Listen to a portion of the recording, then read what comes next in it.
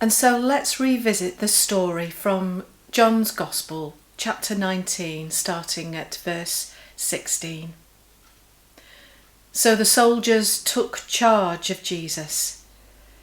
Carrying his own cross, he went out to the place of the skull, which in Aramaic is called Golgotha. There they crucified him, and with him 2 others, one on each side and Jesus in the middle. Pilate had a notice prepared and fastened to the cross. It read, "Jesus of Nazareth, the King of the Jews." Many of the Jews read this sign, for the place where Jesus was crucified was near the city, and the sign was written in Aramaic, Latin and Greek.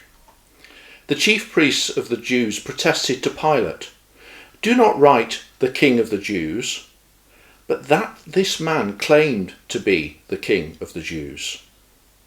Pilate answered, "What I have written, I have written."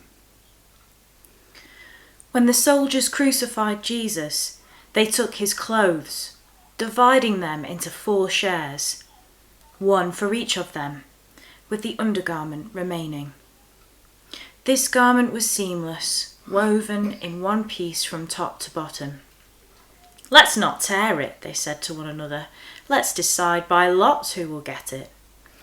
This happened that the scripture might be fulfilled that said, "They divided my clothes among them and cast lots for my garment." So this is what the soldiers did.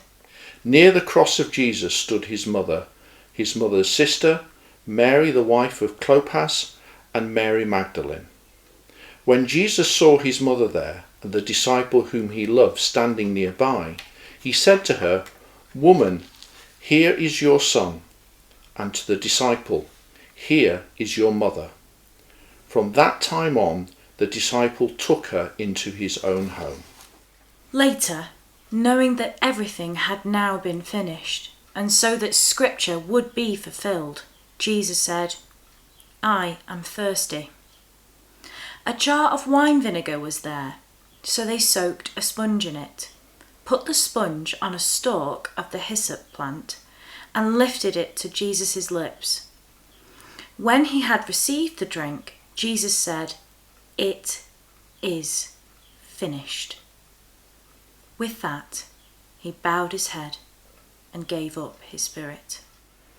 Now it was the day of preparation, and the next day was to be the special Sabbath. Because the Jewish leaders did not want the bodies left on the crosses during the Sabbath, they asked Pilate to have the legs broken and the bodies taken down.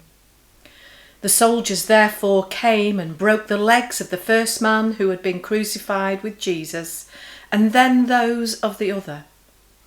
But when they came to Jesus, they found he was already dead.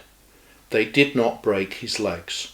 Instead, one of the soldiers pierced Jesus' side with a spear, bringing a sudden flow of blood and water.